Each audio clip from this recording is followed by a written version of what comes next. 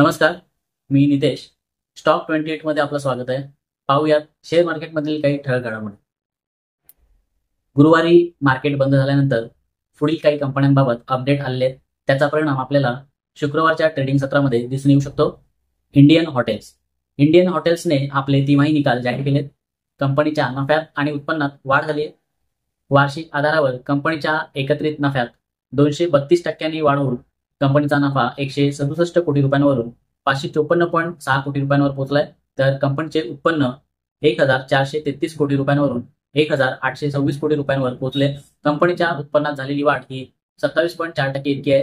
गुरुवारी Indian हॉटेल्सचा share 0.53% वाढीसह 688.30 रुपयांच्या पातळीवर बंद झालाय.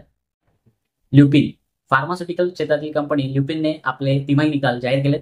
कंपनीच्या नफ्यात आणि उत्पन्नात वाढ झाली आहे. कंपनीचा नफा 74% वाढून 489 कोटी रुपयांवरून 852.6 कोटी रुपयांवर पोहोचलाय. तर कंपनीचे उत्पन्न 5038.5 कोटी रुपयांवरून 5772.7 कोटी रुपयांवर पोहोचले. गुरुवारी ल्युपिन फार्माचा शेअर 2.83% घसरणीसह 2104.85 रुपयांच्या पातळीवर बंद झालाय. SAIL Steel Authority of India Limited कंपनीच्या नफ्यात आणि उत्पन्नात घट झाली आहे. कंपनीचा नफा 1305.6 कोटी रुपयांवरून 897.2 कोटी रुपयांवर घसरलाय. तर कंपनीचे उत्पन्न 29,712 कोटी रुपयांवरून 24,672.2 कोटी रुपयांवर आलाय. कंपनीचा शेअर गुरुवारी 0.53% घसरणीसह 123.23 रुपयांच्या पातळीवर बंद झालाय. NHPC power generation and distribution क्षेत्रातील कंपनी NHPCच्या नफ्यात घट झाली आहे, तर उत्पन्नात वाढ झाली आहे. वार्षिक आधारावर कंपनीचा नफा 41% घसरून 1546 कोटी रुपयांवरून 909 कोटी रुपयांवर आलाय. तर कंपनीचे उत्पन्न 4.1% वाढून 2931.3 कोटी रुपयांवरून 3052 कोटी रुपयांवर आलाय. गुरुवारी NHPCचा शेअर 0.67% वाढीसह 84.50 रुपयांच्या पातळीवर बंद झालाय. इरकॉन वार्षिक आधारावर कंपनीच्या नफ्यात आणि उत्पन्नात घट झाली आहे.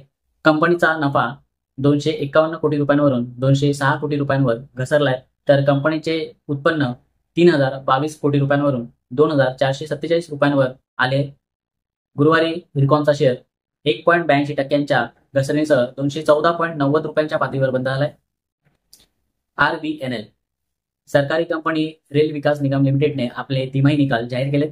कंपनीच्या नफ्यात आणि उत्पन्नात वार्षिक आधारावर घट झाली आहे. कंपनीचा नफा 27.2% घसरून 394.3 कोटी रुपयांवरून 287 कोटी रुपयांवर आला आहे. तर कंपनीचे उत्पन्न 1.2% घसरून 4914.3 कोटी रुपयांवरून 4855 कोटी रुपयांवर आला आहे. गुरुवारी RVNLचा शेअर 1.38% वाढीसह 476.15 रुपयांच्या पातळीवर बंद झालाय. ॲस्ट्रल लिमिटेड प्लास्टिक उत्पादने बनवणारी कंपनी ॲस्ट्रल लिमिटेडने आपले तिमाही निकाल जाहीर केलेत. कंपनीच्या नफ्यात घट झाली आहे, तर उत्पन्नात वाढ झाली आहे. कंपनीचा नफा वार्षिक आधारावर 131 कोटी रुपयांवरून 108 कोटी रुपयांवर घसरलाय. तर कंपनीचे उत्पन्न 1363 कोटी रुपयांवरून 1370 कोटी रुपयांपर्यंत वाढले. कंपनीचा एबिटा 220 कोटी रुपयांवरून 210 कोटी रुपयांवर घसरलाय. गुरुवारी ॲस्ट्रल लिमिटेडचा शेअर 0.87% घसरणीसह 1790 रुपयांच्या पातळीवर बंद झालाय. VA Tech he infrastructure developer and operator क्षेत्रातील एक कंपनी आहे. या कंपनीने आपले तिमाही निकाल जाहीर केले. कंपनीच्या नफ्यात, उत्पन्नात आणि एबिटामध्ये वार्षिक आधारावर वाढ झालेली आहे. कंपनीचा नफा 16.6% वाढून 60 कोटी रुपयांवरून 70 कोटी रुपयांवर पोहोचलाय. तर कंपनीचे उत्पन्न 665 कोटी रुपयांवरून 700 कोटी रुपयांवर पोहोचलाय. कंपनीचा एबिटा 86 कोटी रुपयांवरून 93.3 कोटी रुपयांपर्यंत वाढलाय. गुरुवारी VA Tech कंपनीचा शेअर 0.73% घसरणीसह 1723 रुपयांच्या पातळीवर बंद झालाय. इमामी FMGC क्षेत्रातील कंपनी इमामीने आपले तिमाही निकाल जाहीर केलेत. त्याचबरोबर कंपनीने डिव्हिडंडची घोषणा केली आहे. कंपनीच्या उत्पन्नात आणि नफ्यात वार्षिक आधारावर वाढ झालेली आहे.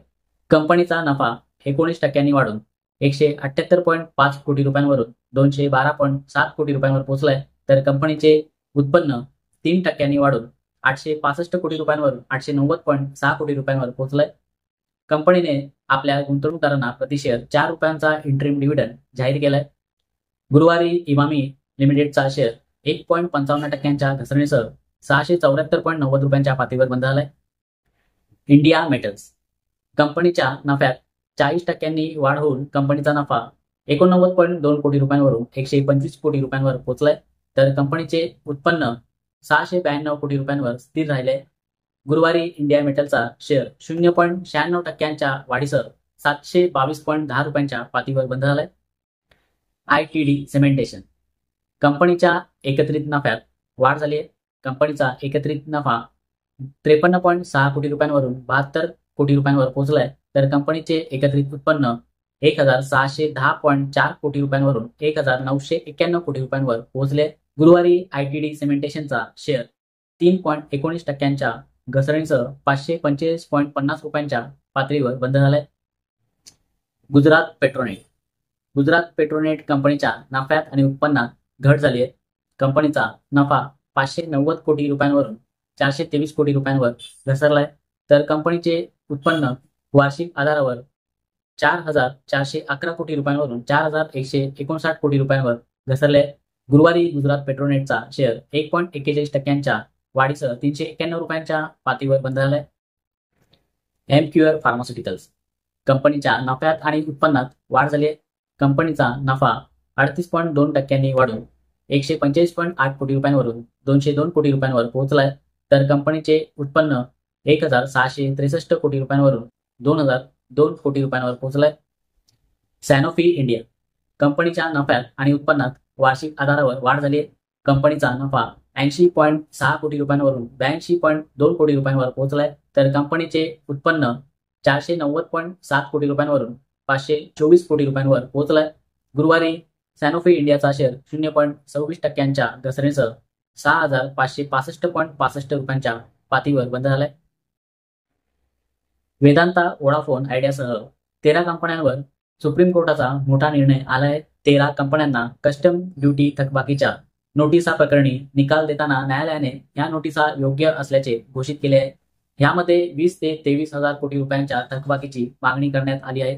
DRIने ह्या 13 कंपन्यांविरुद्ध नोटिसा बजावल्या होत्या.